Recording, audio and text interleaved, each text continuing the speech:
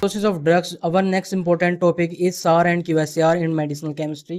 देखिए स्टूडेंट, जो SAR and QSAR है वो एक तरह से बैकबोन का काम करते हैं कंप्यूटर एडेड ड्रग डिजाइन के अंदर, क्योंकि इन दोनों स्टडीज के अनुसार या इन दोनों स्टडीज के बाद ही हम किसी ड्रग मॉलिक्यूल की स्ट्रक्चर को मॉडिफाई कर पाते हैं, जिसकी वजह से जो उसकी बायोलॉजिकल एक्टिविटी है वो बढ़ जाती है, या फिर किसी भी ड्रग मॉलिक्यूल की स्ट्रक्चर को हम मॉडिफाई करते हैं सार और क्यूएसएआर के थ्रू, जिससे कि हम उसकी बायोलॉजिकल एक्टिविटी को बढ़ा सके और उसके एडवर्स इफेक्ट और साइड इफेक्ट या टॉक्सिक इफेक्ट को कम कर सके। ठीक है, इसमें जो हमारा सबसे फर्स्ट टॉपिक आता है वो क्या है? स्ट्रक्चर एक्टिविटी रिलेशनशिप, जिसको हम कंबाइनली सार बोलते हैं। इसकी डेफिनेशन देख लेते हैं एक बार। सार is the study of how chemical structure of a drug influence it's biological activity.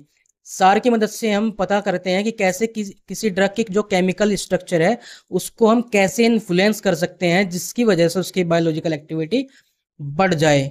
वो कैसे कर सकते हैं हम? या तो उसकी जो केमिकल स्ट्रक्चर है उसके अंदर कोई फंक्शनल ग्रुप हम चेंज कर दे, या फिर फंक्शनल ग्रुप एक दो और, मतलब जो पहले से फंक्शनल ग्रुप है उसकी जगह हम दूसरा कोई फंक्शनल ग्रुप ऐड कर दे, या फिर एक से अधिक फंक्शनल ग्रुप्स हम ऐड कर दे, जिसकी वजह से उसकी बायोलॉजिकल एक्टिविटी बढ़ जाए। या फिर उसमें से कुछ सब्स्टिट्यूएंट हटा दें, मतलब जो कोई ऐसा सब्स्टिट्यूएंट उसमें हो जिसकी वजह से उसकी बायोलॉजिकल एक्टिविटी बढ़ ना रही हो, टॉक्सिक इफेक्ट आ रहा हो, उस चीज़ को हम सब्स्टिट्यूट कर दे उसमें से, या फिर उसकी स्टीरियोकेमिस्ट्री में हम कुछ चेंज कर दे जिसकी वजह से उसकी बायोलॉजिकल एक्टिविटी बढ़ जाए। ठीक है, तो सार का ये काम होता है। अब हम सार को क्यों इम्पोर्टेंस देते हैं इतनी? क्योंकि सार की वजह से हम किसी भी केमिकल मॉलिक्यूल्स की या फिर किसी भी ड्रग की एक्टिविटी को बढ़ा सकते हैं, उसमें और दूसरे एसेंशियल फंक्शनल ग्रुप्स को ऐड करके हम उसकी बायोलॉजिकल एक्टिविटी को बढ़ा सकते हैं। पोटेंसी, किसी भी ड्रग की पोटेंसी को बढ़ा सकते हैं, असर को, उसके असर को बढ़ा सकते हैं। किसी भी ड्रग को हम और ज़्यादा सिलेक्टिव बना सकते हैं, ठीक है ना। उस किसी भी ड्रग की हम टॉक्सिसिटी को रिड्यूस कर सकते हैं। ठीक है, अब पर्पज ऑफ सार, हम सार स्टडी क्यों करते हैं? To optimize the activity of lead compound, किसी भी लीड कंपाउंड की एक्टिविटी को ऑप्टिमाइज करने के लिए हम सार स्टडी का यूज करते हैं। To minimize side effect and toxicity, किसी भी ड्रग के साइड इफेक्ट्स और उसकी टॉक्सिसिटी को रिड्यूस करने के लिए हम सार स्टडी का यूज करते हैं। टू डिजाइन बेटर एनालॉग्स, किसी भी ड्रग के बेटर एनालॉग्स मतलब बेटर कॉपीज, जिसको हम क्लोन्स बोलते हैं, वो हम क्लोन बेटर बना सके।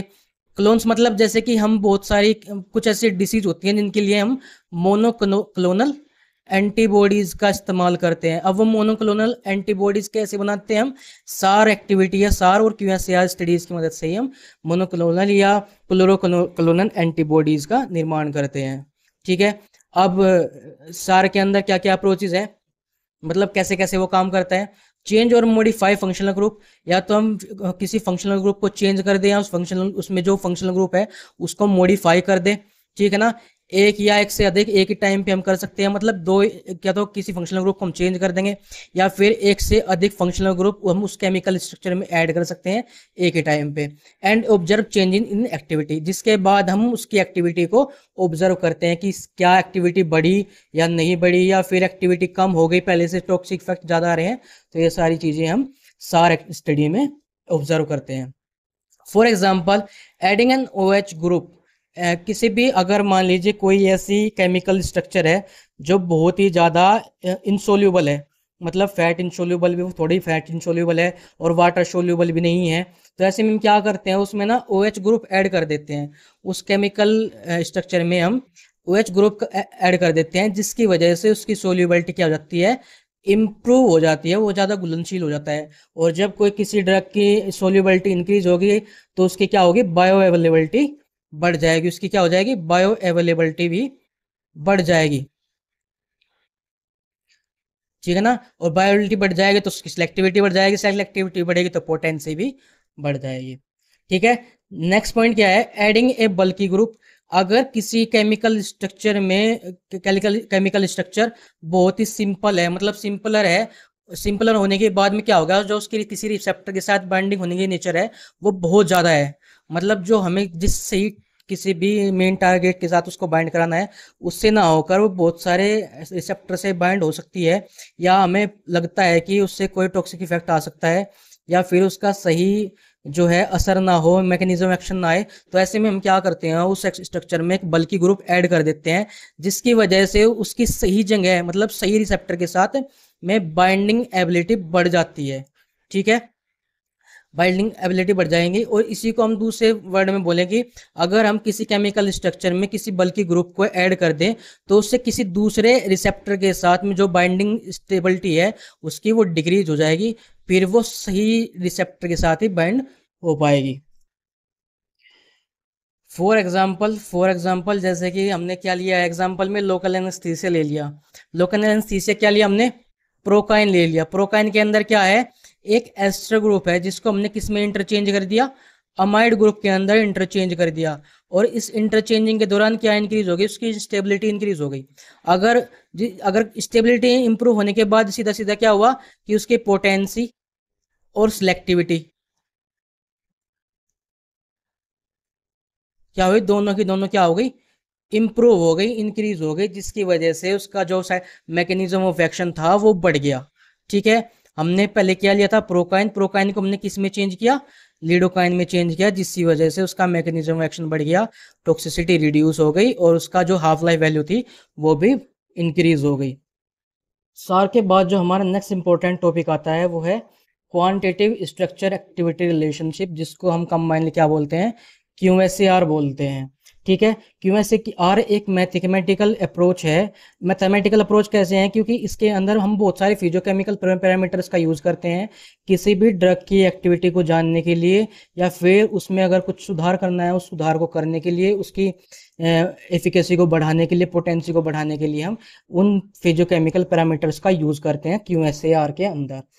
ऑन द अदर हैंड हमने सार में क्या किया था, सार में हमने फंक्शनल ग्रुप में चेंज किया था, या फिर किसी किसी भी केमिकल स्ट्रक्चर में, ड्रग की केमिकल स्ट्रक्चर में उसकी स्टीरियोकेमिस्ट्री में कुछ चेंज किया था, या फिर अलग अलग फंक्शनल ग्रुप्स ऐड किए थे एक ही समय पे उसकी बायोलॉजिकल एक्टिविटी को बढ़ाने के लिए। वहीं पे हम क्यूएसए के अंदर बहुत सारे मैथमेटिकल फिजियोकेमिकल पैरामीटर्स यूज करते हैं किसी भी ड्रग मॉलिक्यूल्स की बायोलॉजिकल एक्टिविटी को देखने के लिए, या फिर उसकी स्ट्रक्चर और फिजियोकेमिकल प्रॉपर्टीज के बीच में क्या रिलेशनशिप है उसको जानने के लिए हम क्यूएसएआर स्टडी का यूज करते हैं। अब वहीं पे क्यूएसएआर स्टडी का पर्पस क्या है, हमें उसकी जरूरत क्या है वो देख लेते हैं। To predict the biological activity of new compound, जिस न्यू कंपाउंड को हम डिस्कवर करना चाहते हैं या फिर डेवलप करना चाहते हैं, उसकी बायोलॉजिकल एक्टिविटी को प्रिडिक्ट करने के लिए, जानने के लिए कि उसकी बायोलॉजिकल एक्टिविटी क्या क्या है, उसके फार्माकोकाइनेटिक इफेक्ट्स क्या क्या हो सकते हैं, उसके फार्माकोडायनेमिक इफेक्ट्स क्या क्या हो सकते हैं।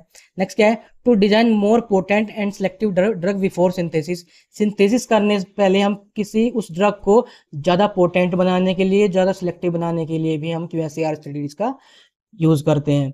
ठीक है, अब ऐसे में कौन कौन से फिजियोकेमिकल पैरामीटर्स का हम यूज कर सकते हैं, जैसे कि हाइड्रोफोबिसिटी का यूज कर सकते हैं जिसको हम लोग भी बोलते हैं। इलेक्ट्रॉनिक इफेक्ट का भी हम यूज कर सकते हैं, जिसमें एक मोस्ट कॉमन फैक्टर्स होता है हेमेंट कांस्टेंट, जिसको हम, ठीक है ना, आगे पढ़ेंगे। स्टेरिक फैक्टर्स हम यूज करते हैं, जिसमें जैसे for example Taft steric factor, जिसको हम टफ्ट कांस्टेंट भी बोलते हैं, इसको भी हम आगे चैप्टर्स में पढ़ेंगे। एंड अदर मोलिकुलर डिस्क्रिप्शन, जैसे कि मोलिकुलर वेट और वॉल्यूम का, ये सारे के सारे फिजियोकेमिकल पैरामीटर्स हम क्यूएसएआर में यूज करते हैं किसी भी न्यू ड्रग मोलिक्यूल्स की बायोलॉजिकल एक्टिविटी को प्रिडिक्ट करने के लिए। अब एक क्यूएसएआर इक्वेशन भी होती है, उसको देख लेते हैं एक बार। ठीक है,